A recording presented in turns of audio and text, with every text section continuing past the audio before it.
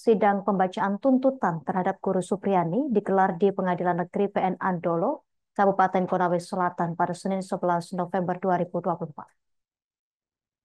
Sidang pembacaan tuntutan oleh Jaksa Penuntut Umum dilaksanakan sekira pukul 10:20 waktu Indonesia Tengah.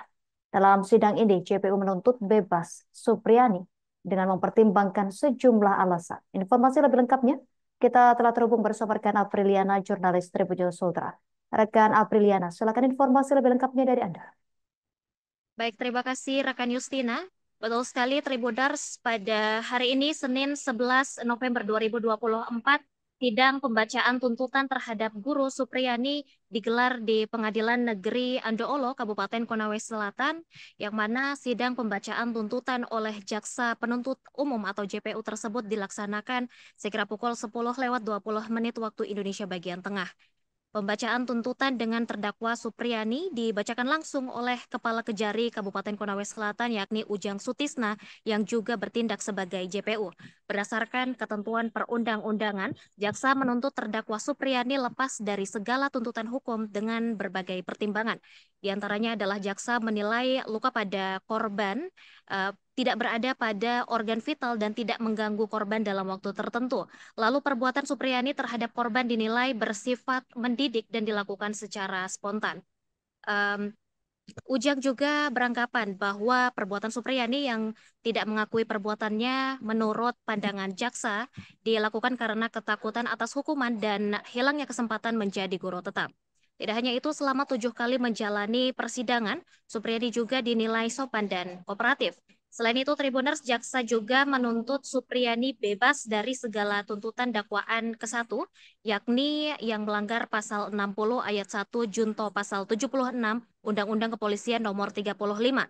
Lalu jaksa meminta agar barang bukti yang ada di dalam persidangan untuk dikembalikan kepada saksi-saksi, yang mana barang bukti tersebut berupa sepasang baju seragam SD yang terdiri atas baju batik berlengan pendek dan celana panjang berwarna merah serta sapu ijuk berwarna hijau.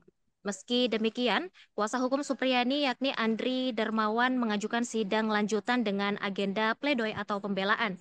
Sidang pledoi tersebut rencananya akan dilaksanakan pada Kamis 14 November 2024 mendatang.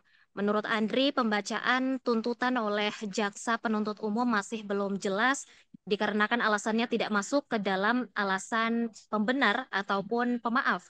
Dan meskipun JPU menuntut bebas, namun dia hanya menyatakan ada perbuatan tetapi tidak mens rea. Dan ini yang menurut Andri tidak etis ataupun sesuatu yang aneh. Oleh karena itu, pihak kuasa hukum Supriyani tetap mengajukan persidangan yakni pada Kamis 14 November 2024 mendatang. Ya, sekian informasi yang dapat saya sampaikan, kembali ke studio rekan Justina.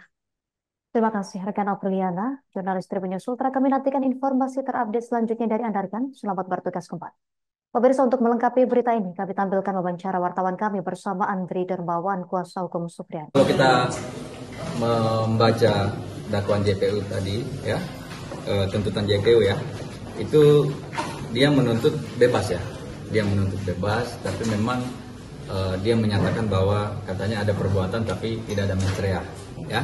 Nah, ini menurut kami juga sesuatu yang aneh ya, karena bagaimana seseorang misalnya dinyatakan bersalah tidak ada mens rea-nya di situ kan.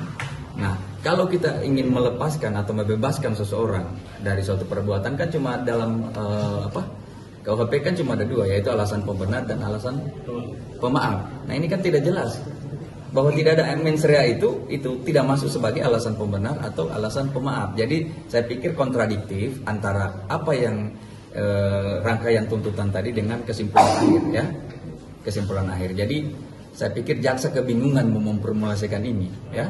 Dia menyatakan ada perbuatan tapi tidak ada mens rea. Bagaimana itu?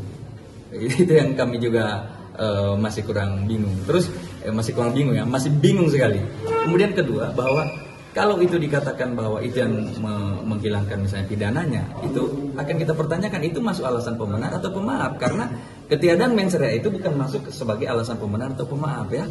Alasan pembenar misalnya dia ada perintah jabatan ya, atau dia misalnya ada keadaan darurat. Download Tribun X sekarang, menghadirkan lokal menjadi Indonesia.